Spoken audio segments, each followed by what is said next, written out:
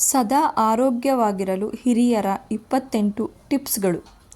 ಬಿಸಿ ನೀರಿನಲ್ಲಿ ಡೈಲಿ ಏಲಕ್ಕಿ ಸೇವಿಸುವುದರಿಂದ ಆಯಾಸ ದೂರವಾಗುತ್ತದೆ. ಶುಂಠಿ ಬೆರೆಸಿದ ಹಾಲು ಕುಡಿಯುವುದರಿಂದ ಬೆನ್ನು ನೋವಿನಿಂದ ಪರಿಹಾರ ಸಿಗುತ್ತದೆ.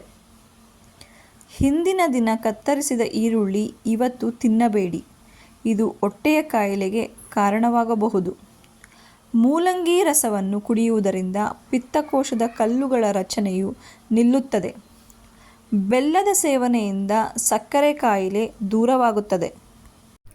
ನಿಮ್ಮ ತುಟಿಗಳು ಕಪ್ಪಾಗಿದ್ದರೆ ರಾತ್ರಿ ಮಲಗುವ ಮೊದಲು ನಿಮ್ಮ ತುಟಿಗಳಿಗೆ ಹಾಲಿನ ಕೆನೆ ಹಚ್ಚುವುದರಿಂದ ನಿಮ್ಮ ತುಟಿಗಳು ಕೆಂಪಗಾಗುತ್ತವೆ ಮತ್ತು ಮೃದುವಾಗುತ್ತವೆ.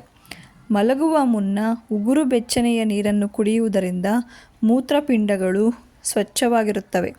ಹೆಚ್ಚು ತಣ್ಣೀರು ಕುಡಿಯುವುದರಿಂದ ಮುಖದಲ್ಲಿ ಸುಕ್ಕುಗಳು ಉಂಟಾಗುತ್ತವೆ. ಕೊತ್ತಂಬರಿ ಬೀಜದ ರಸವನ್ನು ಬೋಳು ತಲೆಗೆ ಹಚ್ಚುವುದರಿಂದ ಕೂದಲು ಬೆಳೆಯುತ್ತದೆ. ಬಿಸಿ ಅನ್ನದೊಂದಿಗೆ ಮೊಸರನ್ನು ಸೇವಿಸಬೇಡಿ.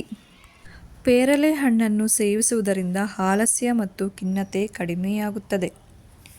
ಪ್ರತಿದಿನ ಈರುಳ್ಳಿ ತಿನ್ನುವುದರಿಂದ ದೇಹದಲ್ಲಿ ತಾಜಾ ರಕ್ತ ಉತ್ಪತ್ತಿಯಾಗುತ್ತದೆ. ನಿಮ್ಮ ಕೈಗಳು ಯಾವಾಗಲೂ ತಣ್ಣಗಾಗಿದ್ದರೆ ನೀವು ರಕ್ತಹೀನತೆಯಿಂದ ಬಳಲುತ್ತಿರಬಹುದು. ತುಂಬ ತಣ್ಣನೆಯ ನೀರು ಹಲ್ಲುಗಳಿಗೆ ಹಾನಿ ಮಾಡುತ್ತದೆ ಮತ್ತು ಹಲ್ಲುಗಳು ಬೇಗನೆ ಕೆಡುತ್ತವೆ.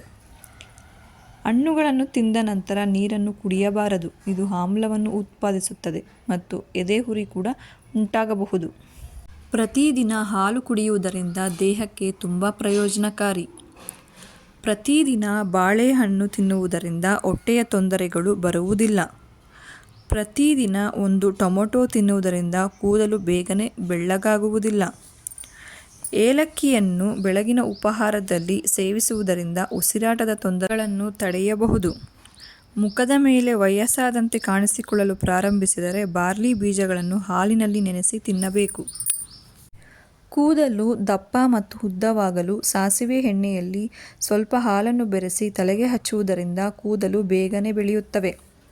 ಸಿಹಿ ತಿಂಡಿಗಳು ನಾಲಿಗೆಗೆ ಮಾತ್ರವೇ ಸಿಹಿ.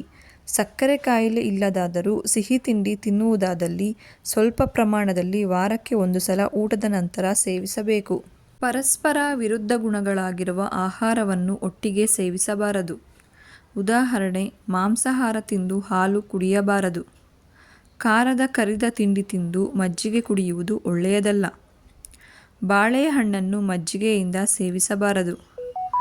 ಸಿಹಿ ತಿಂಡಿ ತಿಂದ ತಕ್ಷಣವೇ ಚಹಾ ಕಾಫಿ ಕುಡಿದಲ್ಲಿ ಕಬ್ಬಿಣಾಂಶಗಳು ಮೈಗೆ ಹಿಡಿಯುವುದಿಲ್ಲ. ಕಾಫಿ ಚಹಾ ದಿನಕ್ಕೆ 1 ಕಪ್ಪಿಗಿಂತ ಹೆಚ್ಚಾಗಿ ಕುಡಿಯುವುದು ಸರಿಯಲ್ಲ. ಹೊಟ್ಟೆಗೆ ಅರ್ಧ ಭಾಗ ಆಹಾರ, ಇನ್ನರ್ಧ ಭಾಗ ನೀರನ್ನು ನೀಡಬೇಕು. ಉತ್ತತ್ತೆ ಹಣ್ಣು ಮತ್ತು ದ್ರಾಕ್ಷಿ ಹಣ್ಣಿನ ಸೇವನೆ ಆಯಾಸವನ್ನು ನೀಗಿಸುತ್ತದೆ. ಬೇವನ್ನು ಯಾವುದಾದರೂ ರೂಪದಲ್ಲಿ ದಿನವೂ ಬಳಸಿದರೆ ಆರೋಗ್ಯ ವೃದ್ಧಿ ಖಂಡಿತ. ದಿನಕ್ಕೆ 2 ಸಹ ಕಣ್ಣುಗಳನ್ನು ಸ್ವಚ್ಛ ನೀರಿನಲ್ಲಿ ತೊಳೆದುಕೊಳ್ಳುವುದು. 2 ಸಲ ದಂತಶುದ್ಧಿ. ದಿನಕ್ಕೆ 2 ಸಲವಾದರೂ ಸುಮಾರು 50ರಿಂದ 60 ನಿಮಿಷ ವೇಗದ ನಡೆಗೆ ಆರೋಗ್ಯಕ್ಕೆ ಉತ್ತಮ. ಒಂದು ದಿನಕ್ಕೆ 8ರಿಂದ 10 ಗ್ಲಾಸ್ಗಳಷ್ಟು ಶುದ್ಧ ನೀರನ್ನು ಬಾಯಾರಿಕೆ ಇರಲಿ ಬಿಡಲಿ ಕುಡಿಯಬೇಕು. ಮೂತ್ರಪಿಂಡದ ಆರೋಗ್ಯದಿಂದ ಹಿಡಿದು ಚರ್ಮದ ಆರೋಗ್ಯದವರೆಗೂ ನಾವು ಕುಡಿಯುವ ನೀರಿನ ಪ್ರಭಾವವಿದೆ.